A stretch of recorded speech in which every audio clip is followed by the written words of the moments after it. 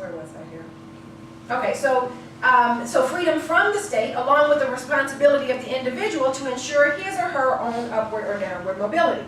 Ensuring access to quality public goods, that is, raising the quality of the default options, however, requires this discourse on positive freedoms, or our rights to health, wealth, and happiness, rather than our rights from the incursion of the state.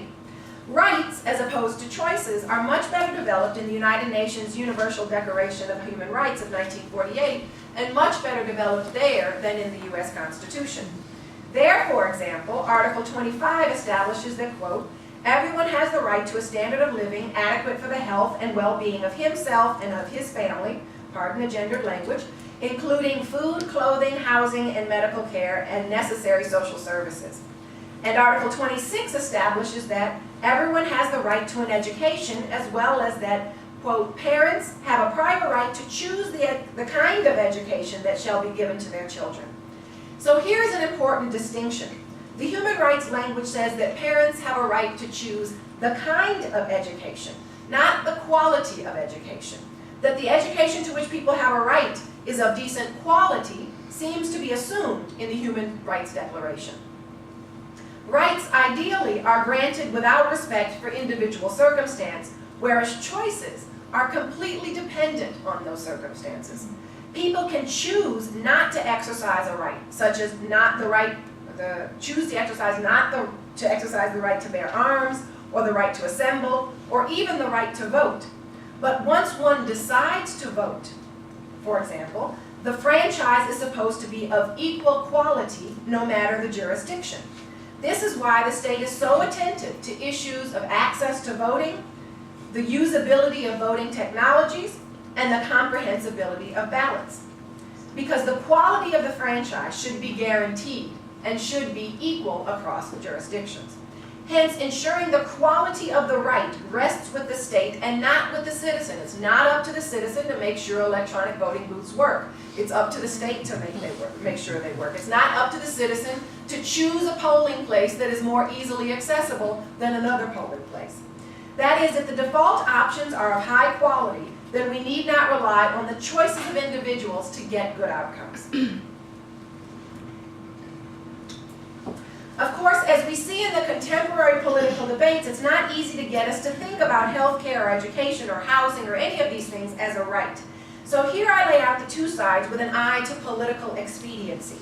On the one hand, choice advocates argue that this rights discourse and its focus on positive rights is a non-starter, because the broad involvement of the state in providing those rights will be rejected as violating the negative rights of liberalism, or the freedom from the state. This is Thaler and Sunstein's position, and as a result they try to nudge instead of have unwanted incursion of the state into people's lives. On the other hand, the rights advocates argue that relying on individuals' choices obscures the collective responsibility to provide voting booths that work and that are accessible, decent public goods, and things like schools and housing, especially for those in most need. And without such commitment, the default options will languish from neglect, thereby perpetuating inequalities. And this is my argument, along with many other people.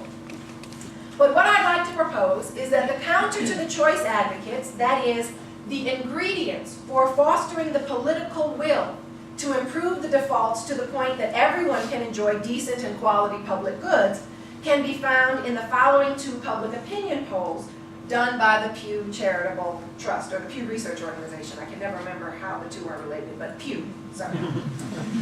And they did this research studying economic mobility in the U.S. First, in the first thing here, we see the salience of freedom and the fact that freedom is related to choice.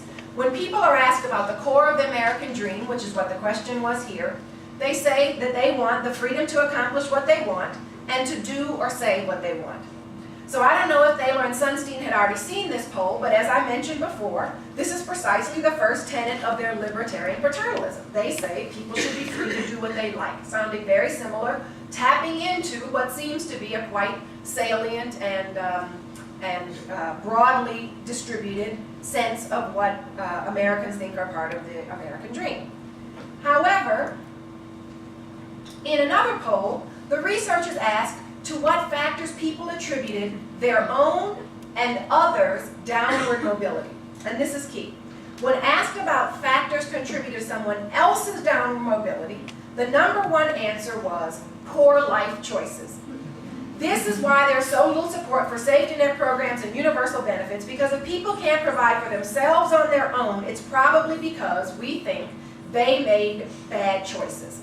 But when asked about, what about when I can't provide for myself, what do people think are the likely things that might cause their own, or now my own, downward mobility?